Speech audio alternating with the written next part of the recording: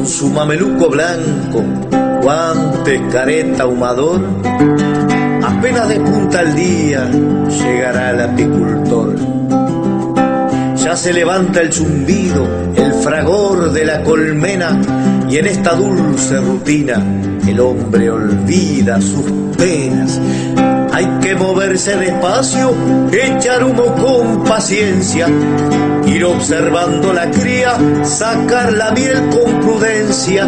No vaya a matar la reina, trate de ser ordenado, y cada cuadro que lleva debe estar operculado.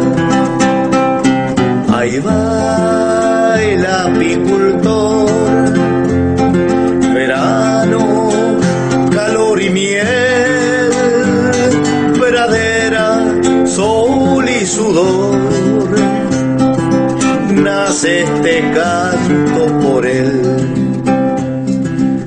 Qué maravilla la abeja, cómo defiende su casa, cómo responde al peligro sin entender lo que pasa. Hay que ver cómo trabajan, vienen y van las obreras, néctar, polen y propóleo, y otras cuidan la piquera.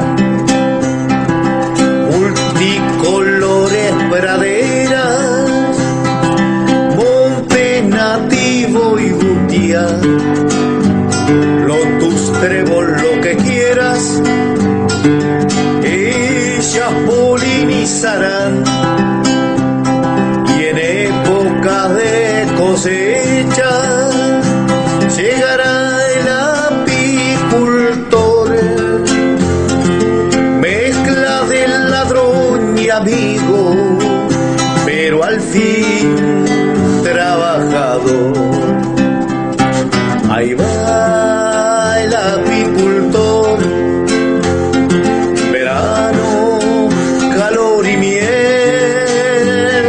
pradera, sol y sudor. Nace este canto por él. Qué asesino silencioso, las grandes transnacionales, agrotóxicos, venenos, siembran la muerte a raudales. Defender la apicultura no es para echarlo a la suerte,